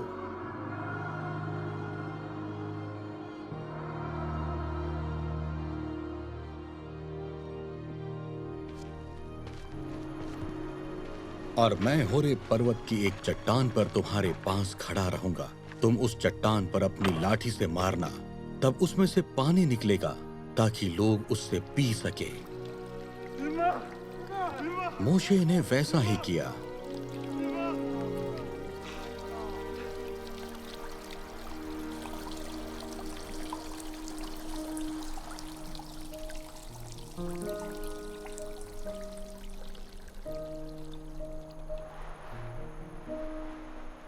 पहले वे रेफिदीम नामक स्थान में गए, फिर वहां से वह सिनाई के निर्जन देश में आए। फिर उन्होंने अपना पड़ाव निर्जन देश में डाला जो पर्वत के सामने था।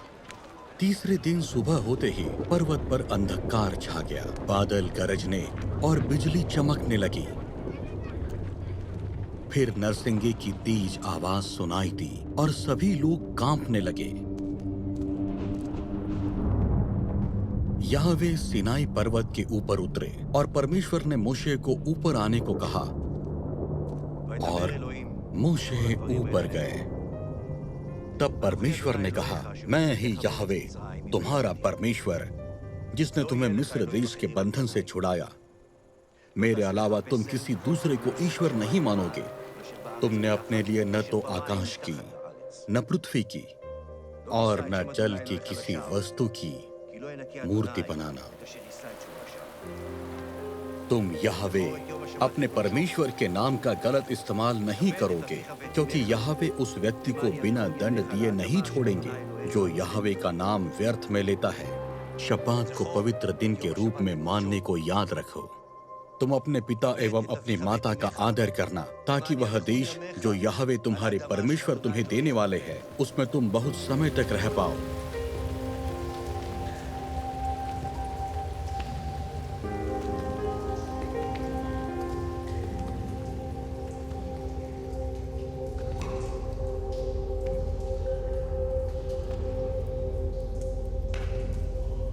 तुम मानव हत्या नहीं करना, तुम व्यभिचार नहीं करना,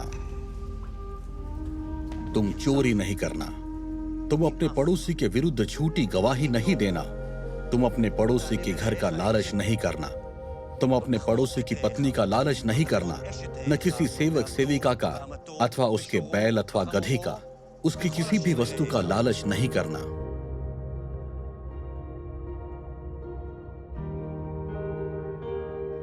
तब याहवे ने मोशे से कहा, इस्राएलियों से ये कहना कि तुमने देखा कि याहवे ने स्वर्ग से कैसे बात करी है।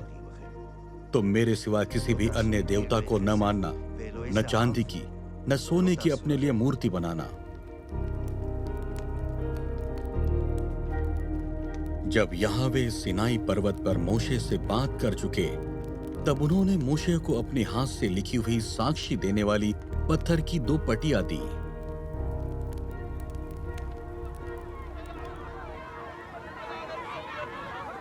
जब लोगों ने देखा कि पर्वत से आने में मोशे देरी कर रहे हैं, लोगों ने अहरोन के पास जाकर उनसे कहा कि हम एक देवता बनाए जो हमारे आगे आगे चलकर हमारी अगुवाई करे, क्योंकि मोशे हमें मिस्र से तो निकाल कर ले आए, परंतु अब मोशे का कोई पता नहीं, अब आगे क्या होगा नहीं मालूम।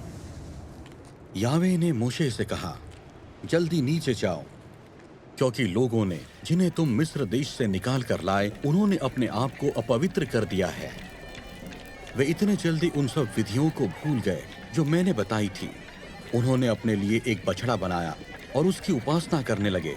उन्होंने इसके लिए बलि चढ़ाई और कहा कि इज़राइल तुम्हारे देवता यही है जो तुम्हें मिस्र देश से निकाल कर लाए हैं।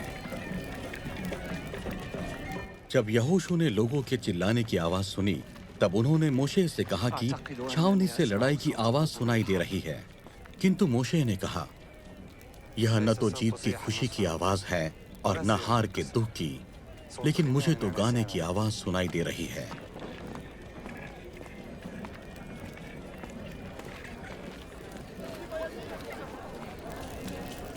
और जैसे ही मोशे तंबू के पास पहुंचे, उन्होंने बछड़े के सामने लोगों को नाचते हुए देखा।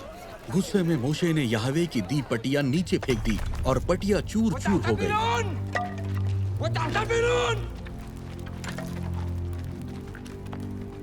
كفرتم بالرب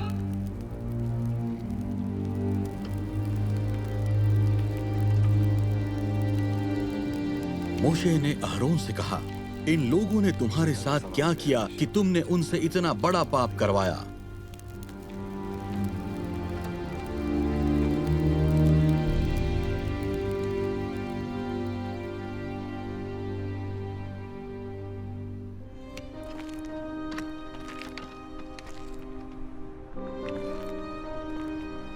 यह कहकर मोशे याहवे के पास गए और कहा, लोगों ने बहुत बड़ा पाप किया है। उन्होंने अपने लिए सोने का देवता बनाया, लेकिन आप चाहे तो उनका पाप क्षमा कर दीजिए। यदि नहीं तो कृपा कर मेरा नाम अपने इस किताब से हटा दीजिए जो आपने लिखी है। याहवे ने मोशे से कहा, अपने इस किताब से मैं उसी व्यक्ति का नाम मिटाऊंगा जिसने मेरे विरुद्ध पाप किया है। मोशे ने याहवे से कहा, आपने मुझे यह जवाबदारी दी कि इन लोगों को उस देश में ले जाओ, लेकिन आपने मुझे यह नहीं बताया कि आप किसे मेरे साथ वहां भेजेंगे। और आपने यह आश्वासन भी दिया है कि तुम्हें तो मैं तुम्हारे नाम से जानता हूँ और मेरा अनुग्रह तुम्हारे साथ है। अब मुझ पर आपका अनुग्रह है तो मुझे आपकी गति समझा दीजिए, ताकि मैं आपको समझ सकूं तथा आपका अनुग्रह जो मुझ पर है वह हमेशा रहे। और यह भी याद रखे कि यह जाति भी आपके लोग है। याहवे ने मोशे से कहा, पहले के ही समान 2 पट्टियां मेरे पास लाओ। मैं दोबारा उन दोनों पर वही वचन लिखूंगा जो पहले लिखे थे और जिन्हें तुमने तोड़ दिया था। फिर याहवे ने कहा, सुनो, मैं एक वाचा बांधता हूं कि मैं सब लोगों के सामने अनोखे काम करूंगा जो इससे पहले पृथ्वी पर और न किसी जाति के बीच में कभी हुआ है। वे सब लोग जो तुम्हारे बीच में रहते हैं इन कामों को देखेंगे, क्योंकि मैं तुम्हारे साथ एक भयानक काम करूंगा।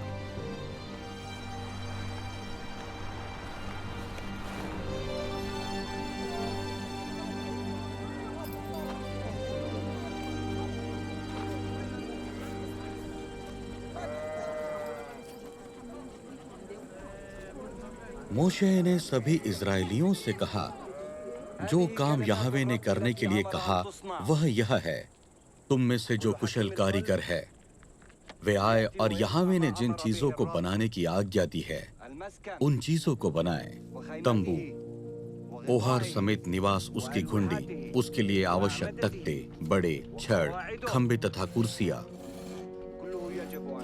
संदूक, डंडों समेत प्रायश्चित का ढकना, बीच वाला पर्दा, मेज और उसके सभी सामान और डंडे, भेंट की रोटी, प्रकाश के लिए दिया, उससे संबंधित पात्र, दीप एवं उनके लिए आवश्यक तेल,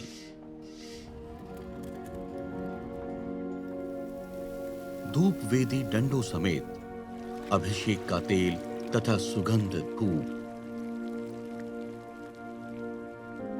आंगन के प्रवेश द्वार के लिए पर्दा, होम बलि की वेदी और उसकी कांसे की झंझरी, उसके डंडे तथा उसके सामान, कांसे की हौदी।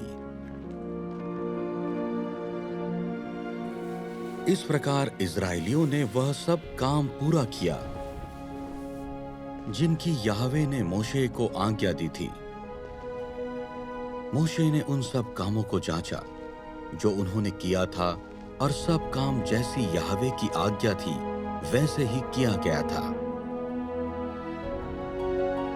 तब मोशे ने सबको आशीष दी। तब बादल मिलन वाले तंबू पर फैल गया और याहवे का तेजस्व पवित्र स्थान में भर गया। इस प्रकार उन्होंने याहवे के पर्वत से अपनी यात्रा प्रारंभ की और 3 दिन यात्रा करते रहे। याहवे की वाचा का संदूक 3 दिनों तक उनके आगे आगे रहा कि इज़राइल के डेरे के लिए सही विश्राम का स्थान तय किया जा सके। याहवे ने मोशे को आज्ञा दी, भेद लेने के उद्देश्य से अपने कुछ व्यक्ति कनान देश को भेज दो। कनान जो मैं इज़राइल के घराने को देने जा रहा हूँ, हर एक गोत्र से एक एक प्रधान को भेजना। कनान देश में भेद लेने के उद्देश्य से भेजते हुए मोशे ने उन्हें यह आज्ञा दी, तुम उस नेगेव प्रदेश में जाओ, उसके बाद पर्वतीय प्रदेश में जाना, देखना कि वह देश किस प्रकार का है, वहाँ के निवासी बलवान है या कमजोर, संख्या में कम है या बहुत, वहाँ की भूमि कैसी है, उपजाऊ या बंजर, वहाँ वृक्ष है या नहीं। इसके बाद तुम उस देश के कुछ फल साथ ले आने की कोशिश करना।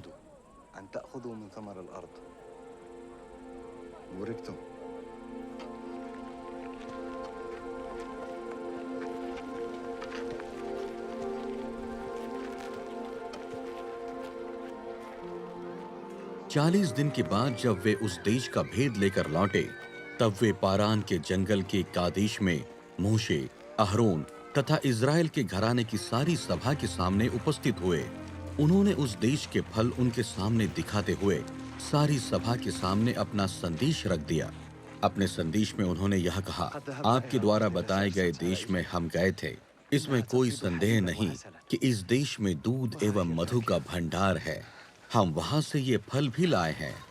मोशे के सामने ही कालेब ने लोगों को शांत हो जाने की विनती की तथा उन्हें इस प्रकार कहा, हर परिस्थिति में हमें वहां जाकर इस देश पर अधिकार कर लेना अच्छा होगा, क्योंकि हम निश्चय उस पर अधिकार कर लेंगे। किंतु अन्य पुरुष जो कालेब के साथ वहां गए थे कहने लगे, हम लोग उन लोगों पर आक्रमण करने योग्य है ही नहीं, क्योंकि वे लोग हमारी अपेक्षा ज्यादा बलवान हैं। इस प्रकार उन्होंने इजराइल के घराने के सामने उस देश की जिसका वे भेद लेकर आए थे खराब राय दी। वे कह रहे थे, जिस देश में हम भेद लेने के उद्देश्य से गए थे, एक ऐसा देश है जो अपने निवासियों को निगल लेता है। हमने वहाँ जितने भी पुरुष देखे वे सभी बड़े डिलडोल वाले पुरुष ही थे। तब सारा समुदाय ऊंची आवाज में रोने लगा। उस रात वे सभी रोते रहे। हर एक इस्राएली मोशे तथा अहरोन के विरुद्ध बड़बड़ा रहा था। एक स्वर में उन्होंने मोशे तथा अहरोन से कहा, अच्छा होता हमारी मृत्यु मिस्र देश में ही हो गई होती। यदि वहाँ नहीं तो इस जंगल में। यहोवा हमें क्यों इस देश में ले जाने पर उतारू है? क्या तलवार से मरवाने के लिए? हमारी पत्नियां एवं हमारे बच्चे वहाँ उनकी लूट सामग्री होकर रह जाएंगे। क्या भला न होगा कि हम मिस्र देश ही लौट जाए? उन्होंने आपस में यह विचार विमर्श किया, चलो हम अपने लिए एक प्रधान को नियुक्त करें और लौट जाए मिस्र देश को। यह सुन मोशे एवं अहरोन सारी इस्राएली मंडली के सामने मुंह के बल गिर पड़े, किंतु सारी मंडली उन पर पथराव करने पर उतारू हो गई। तब मिलन वाले तंबू पर सारे इस्राएल के घराने पर यहोवा की ज्योति प्रकाशमान हुई।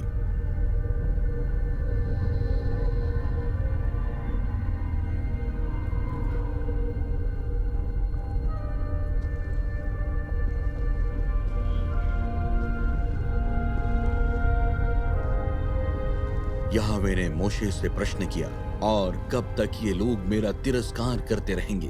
कब तक वे मुझ में विश्वास न करेंगे, जबकि मैं उनके बीच में ये सारे चिन्ह दिखा चुका हूँ? मैं उन पर महामारी डालकर उनको बाहर निकाल दूंगा। इसके बाद मैं तुमसे एक ऐसे राष्ट्र को उत्पन्न करूंगा जो इनसे अधिक संख्या में और बलवान होगा। किंतु मोशे ने निवेदन करते हुए यहोवा से कहा, तब तो मिस्रवासी इस विषय में सुन ही लेंगे, क्योंकि आपने अपने भुजबल के द्वारा इन लोगों को उनके बीच में से निकाला है। यदि आप इस राष्ट्र को इस रीति से खत्म कर देंगे मानो यह राष्ट्र एक ही व्यक्ति है, तब जिन राष्ट्रों ने आपकी कीर्ति के विषय में सुन रखा है यही कहेंगे, यह इसलिए हुआ है कि यहोवा इस राष्ट्र को अपनी शपथ के साथ की गई प्रतिज्ञा के अनुसार उस देश में ले जाने में सफल नहीं रह पाए हैं। इसीलिए उन्होंने इस राष्ट्र को जंगल में ही मार डाला।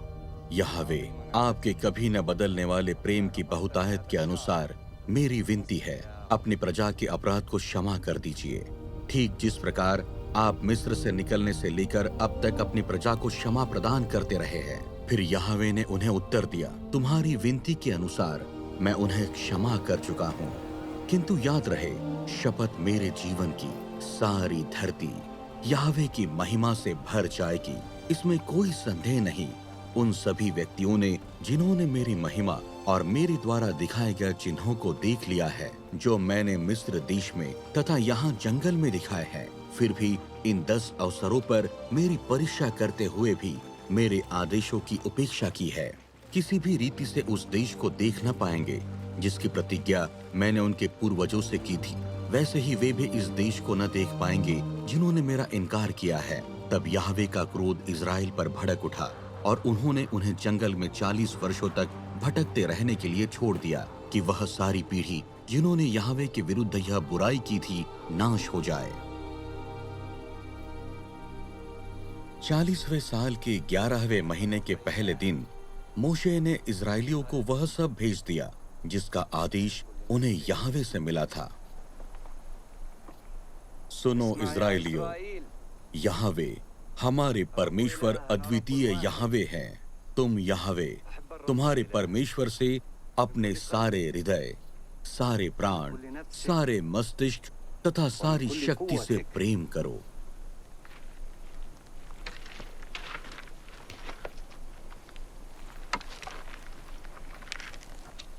उस पूरे मार्ग को कभी न भूलना जिस पर तुम्हें यहोवा तुम्हारे परमेश्वर तुम्हें इन 40 सालों में जंगल से होते हुए लेकर आए हैं, कि वह इसके द्वारा तुम्हें नम्र बना सके। वह तुम्हें परखते रहे कि तुम्हारे हृदय की थाह ले सके कि तुम उनके आदेशों का पालन करोगे भी या नहीं। तब तुम यहोवा अपने परमेश्वर के आदेशों का पालन करोगे कि तुम उनकी नीतियों का पालन करो और उनके प्रति श्रद्धा और भय बनाए रखो, क्योंकि यहोवा तुम्हारे परमेश्वर तुम्हें एक उत्तम देश में ले जा रहे हैं। वह देश जो नदियों, झरनों और जल स्रोतों का देश है, जिनका बहाव घाटियों और पहाड़ियों के बीच है। यहोवा तुम्हारे परमेश्वर तुम्हारे बीच में, तुम्हारे ही देशवासियों में से तुम्हारे लिए मेरे समान एक भविष्यवक्ता को उठाएंगे। तुम उसी के आदेशों का पालन करोगे कि आज तुम यहोवा अपने परमेश्वर के साथ वाचा स्थापित कर सको, उनकी प्रतिज्ञा में संयुक्त हो सको, जो यहोवा तुम्हारे परमेश्वर आज तुम्हारे साथ स्थापित कर रहे हैं, कि वह आज तुम्हें अपनी प्रजा के रूप में प्रतिष्ठित कर सके, कि वह तुम्हारे परमेश्वर हो सके, ठीक जैसा वह तुम पर प्रकट कर चुके हैं और जैसी प्रतिज्ञा वह तुम्हारे पूर्वजों से कर चुके हैं, अब्राहम, इसहाक और याकूब से। तुम्हारे लिए आज जो मेरा आदेश है, यहोवा अपने परमेश्वर से प्रेम करते रहो, उन्हीं की नीतियों का पालन करो और उनके आदेशों, अध्यादेशों और नियमों का पालन करो कि तुम जीवित रह सको, तुम्हारी गिनती में वृद्धि होती जाए और यहोवा तुम्हारे परमेश्वर उस देश में जिसमें तुम प्रवेश कर रहे हो कि उस पर अधिकार कर लो, समृद्धि प्रदान करे। मगर यदि तुम्हारा हृदय फिर जाए, तुम अनाज्ञाकारी हो जाओ, पराए देवताओं की ओर मुड़कर उनकी उपासना और सेवा करने लगो, मैं आज तुम्हारे सामने यह घोषणा कर रहा हूं, तुम निसंदेह नाश हो जाओगे। तुम यरदन पार कर जिस देश पर अधिकार करने के उद्देश्य से प्रवेश कर रहे हो, उस देश में अपने आयु के दिनों में कोई वृद्धि न कर सकोगे। मेरी उम्र 120 साल की हो चुकी है, अब मुझ में वह पहले के समान क्षमता नहीं रह गई है। यहोवा ने मुझे आदेश दिया है, तुम इस यरदन नदी को पार नहीं करोगे।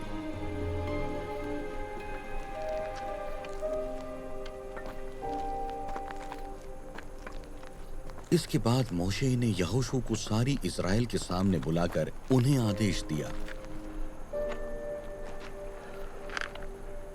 सुदृढ़ होकर साहसी बन जाओ, क्योंकि तुम ही इन लोगों के साथ उस देश में जाओगे जिसे प्रदान करने की प्रतिज्ञा यहोवा ने तुम्हारे पूर्वजों से की थी, और तुम ही वह देश इन्हें मिरास के रूप में प्रदान करेंगे।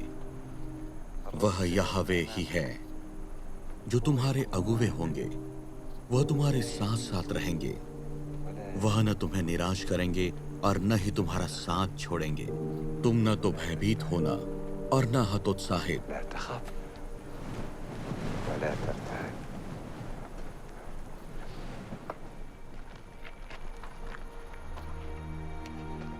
इसके बाद मोशे मोआब के मैदानों से नेबो पर्वत पर चले गए, जो यरीखो के सामने पीसगाह की चोटी पर है।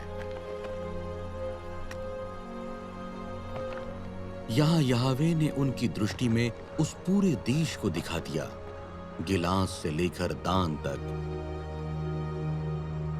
तब यहोवा ने उनसे कहा, यही है वह जमीन जिसे देने की प्रतिज्ञा मैंने अब्राहम, इसहाक और याकूब से यह कहते हुए की थी, यह मैं तुम्हारे वंशजों को दे दूंगा। यह मैंने तुम्हें दिखाई है, मगर तुम खुद वहां नहीं जाओगे। यहोवा के सेवक मोशे की मृत्यु मोआब देश में हो गई। यहोवा की भविष्यवाणी के अनुसार उन्हें मोआब देश की उस घाटी में बेत पियोर के सामने गाड़ दिया गया। आज तक किसी व्यक्ति को यह मालूम न हो सका कि मोशे की कब्र किस स्थान पर है। इसके बाद इज़राइल में मोशे के समान कोई भी नबी नहीं हुआ जिससे यहोवा की बातचीत आमने सामने हुआ करती थी। यहोवा ने उन्हें मिस्र देश में फरो, उसके सारे सेवकों और उसके सारे देश में चिन्हों और चमत्कारों के लिए और उस अपार शक्ति और भयंकर आतंक के लिए जो मोशे ने सारे इज़राइल के सामने किए थे, चुना था।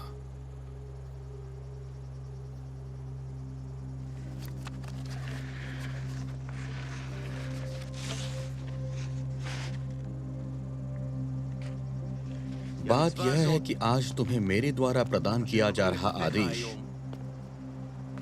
तुम्हारे लिए न तो अनोखा है न ही दूर। वस्तुतः परमेश्वर का वचन तुम्हारे बहुत पास है, तुम्हारे मुख में तथा तुम्हारे हृदय, कि तुम इसका पालन कर सको। आज मैं आकाश और पृथ्वी को तुम्हारे विरुद्ध गवाह बना रहा हूं कि मैंने तुम्हारे सामने जीवन और मृत्यु,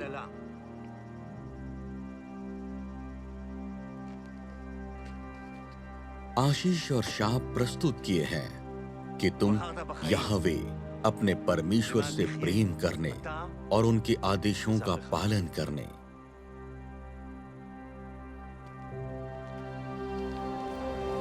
यह देख लेना, वे दिन आ रहे हैं, यह यावे की वाणी है, जब मैं इज़राइल वंश के साथ तथा यहूदिया वंश के साथ एक नई वाचा स्थापित करूंगा। किंतु उन दिनों के बाद इज़राइल वंश के साथ मैं इस वाचा की स्थापना करूंगा। यह यावे की वाणी है, उनके अंतर मन में मैं अपना व्यवस्था विधान संस्थापित कर दूंगा तथा उनके हृदय पर मैं इसे लिख दूंगा। मैं उनका परमेश्वर हो जाऊंगा तथा वे मेरी प्रजा। अब्राहम से लेकर दावीद तक कुल 14 पीढ़ियां, दावीद से बाबेल पहुंचने तक 14 तथा बाबेल पहुंचने से मसीह तक 14 पीढ़ियां हुई।